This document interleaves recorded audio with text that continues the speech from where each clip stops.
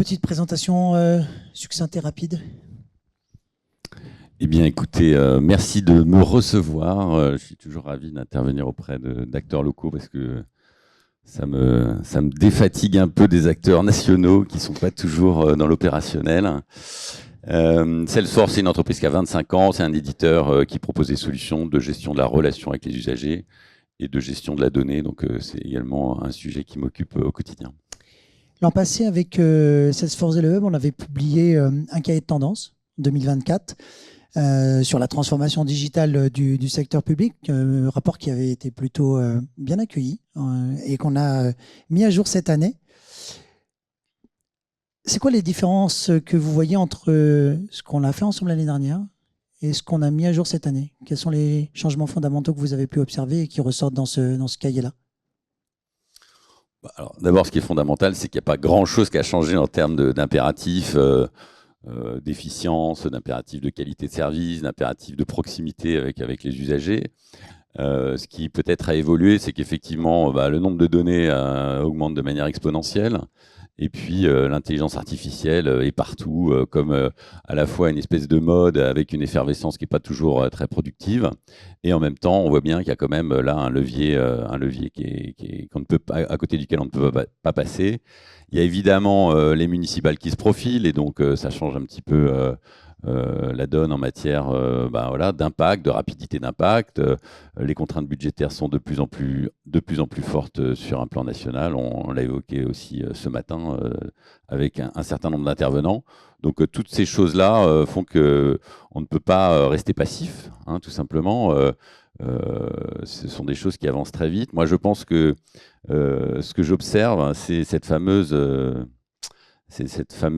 disons, désintermédiation qui fait que le privé s'empare d'un certain nombre de sujets et ça rend plus que jamais la responsabilité grande auprès des responsables publics pour s'emparer des sujets aussi numériques.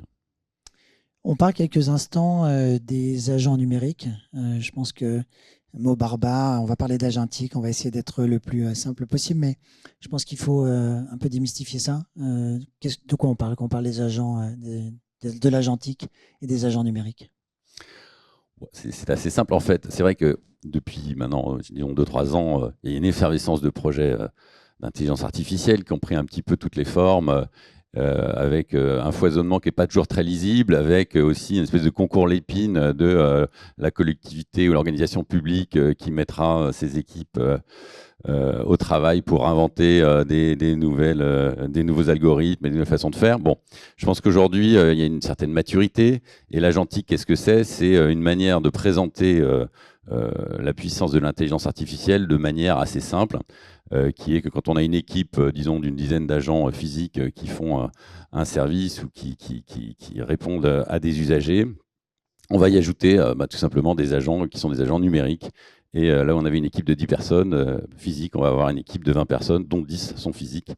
Aujourd'hui, ça s'est largement simplifié parce qu'on a compris qu'en mettant la donnée au même endroit, on pouvait simplement rendre des services, prendre une partie des tâches dans des processus de gestion avec des agents numériques. C'est très facile aujourd'hui de programmer ces agents comme on manage une équipe physique en leur donnant des instructions de manière très intuitive et puis en corrigeant au fur et à mesure de la délivrance des services la qualité de travail de ces agents. Et puis avec toujours deux choses qui sont très importantes. L'humain au bout de la chaîne qui valide la proposition que va lui faire l'agent numérique, ça c'est absolument fondamental. Et puis la deuxième chose, c'est l'auditabilité des algorithmes et des données qui sont utilisées pour faire les calculs. Ce qui est intéressant là, quand on évoque ce sujet-là, c'est que on n'est pas dans la notion de remplacement des métiers, on n'est pas dans la notion de remplacement des personnes, on est bien dans le co-travail ou je dirais la coproductivité qu'on a avec ces agents-là. Je pense que c'est la vision qu'il faut avoir, une version un peu plus humanisée, mais tout aussi productive que l'on a. On aborde donc cette notion du co-travail numérique. Est-ce que vous pouvez le présenter davantage? Comment il est mis en œuvre chez Salesforce? Comment vous accompagnez les collectivités? Qu'est-ce qu'on doit en attendre concrètement à terme là, dans les mois et les années qui viennent? On a parlé ce matin à l'instant de plateforme. Je pense que la grande chance entre guillemets de Salesforce, c'est que depuis 25 ans, on propose à nos clients cette plateforme. On a parlé il y a 10 ans, 15 ans de l'État plateforme ou de l'administration plateforme. La plateforme, c'est ni plus ni moins que d'unifier au même endroit toutes les données qui jusqu'ici transitaient un petit peu en silo entre l'administration et ses citoyens. Donc aujourd'hui, sur cette plateforme que nous savons offrir ou vendre plus exactement à nos clients, nous savons sécuriser la donnée, nous savons quelque part mettre en place toutes les procédures qui permettent d'avoir une donnée qui est propre, qui est fiable. Et sur cette plateforme, on va poser maintenant des briques d'intelligence artificielle. Et donc, je pense que c'est très important parce qu'une intelligence artificielle qui n'est pas reliée à cette donnée, à cette plateforme de données, ça reste un gadget. Ça reste souvent un gadget qui ne passe pas à l'échelle. Et donc, finalement, c'est très déceptif parce qu'on dit, voilà, avec l'IA, on va tout résoudre, ça va être plus simple, ça va être merveilleux, on va être à la mode. Mais en fait, ce qui compte aujourd'hui, c'est de trouver des cas d'usage spécifiques et encore une fois, d'adosser cette intelligence artificielle à une plateforme de données. Parce que s'il n'y a pas de données et s'il n'y a pas une vision 360 des usagers pour lesquels on est en train de rendre un service, l'intelligence artificielle ne fonctionne pas tout simplement. Et puis la deuxième chose qui est absolument fondamentale, c'est la sécurité.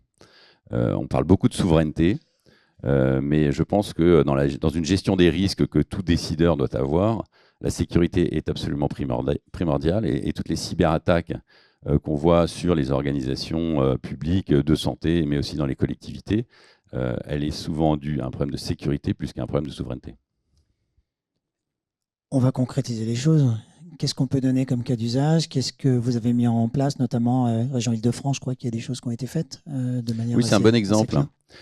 C'est un bon exemple, la région Île-de-France, parce que, comme toute administration publique, elle fournit des aides diverses et variées. Je crois qu'il y en a plus de 300.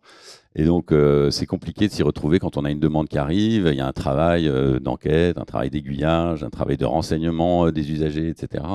Et donc, ont été mis en place des agents numériques pour faire ce travail préalable à la finalisation des dossiers d'aide que les agents fournissent ensuite, les agents physiques, aux demandeurs. Donc, ça permet de gagner beaucoup de temps. Et comme vous le disiez tout à l'heure, ça ne remplace pas l'agent physique, mais ça permet à l'agent physique de passer plus de temps au contact direct du demandeur et en particulier au contact direct des demandeurs les plus fragiles qui ne sont pas forcément très aguerris au numérique. Et donc, je pense que c'est un nouvel équilibre qui est très intéressant à trouver. Vous avez observé des résultats assez significatifs de ces projets-là, de cette mise en œuvre? Bien sûr, on a à cœur chez tous nos clients, que ce soit dans le public ou dans le privé, de mesurer à la fois la productivité, donc la vitesse de délivrance de titres, et puis aussi les gains en termes de budget qui sont associés. Ce sont des chiffres qu'on met en place au départ, dès qu'on met en place notre solution, et qu'on mesure tout au long du projet, parce que ça fait partie de la promesse qui est faite au moment de contractualiser. Donc bien sûr, tout ça est mesuré. Je vous mets à l'écran, si vous avez envie, le QR code est bien actif, hein, c'est pas juste pour de la décoration. Si vous avez envie de télécharger ce cahier de tendance et y accéder, je pense que vous y trouverez un nombre d'insights et même ce qu'on appelle le foresight, c'est-à-dire de capacité à être proactif sur cette vision-là. Pour conclure notre échange, moi j'aimerais un dernier mot. C'est quoi le dernier vœu c'est quoi la transformation des collectivités locales? Qu'est-ce qu'on peut leur souhaiter? Qu'est-ce qu'on peut vous souhaiter dans ces actions communes?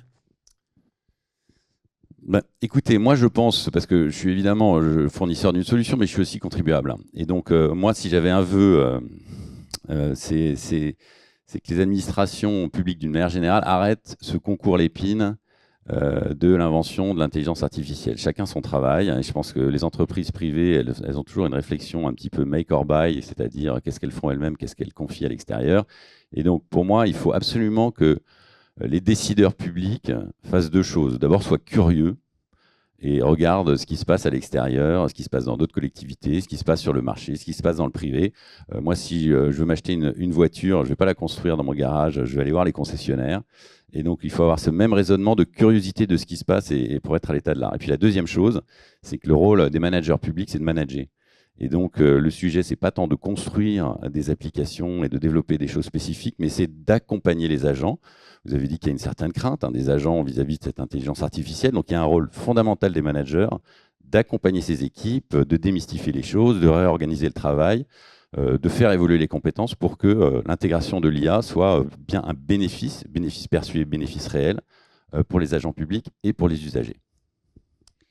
Philippe, merci beaucoup. Merci. Si vous souhaitez poursuivre ces échanges, je pense que c'est un vrai sujet. Hein. L'IA est partout, l'IA est dans tous les sujets. Mais je pense qu'il y a effectivement une notion de démystifier, une notion de rationaliser un peu notre réflexion sur ces sujets-là et de considérer un peu quel peut être l'impact et l'apport que ça peut avoir dans les projets ou effectivement sur l'administration. On va clôturer cette première partie de matinée.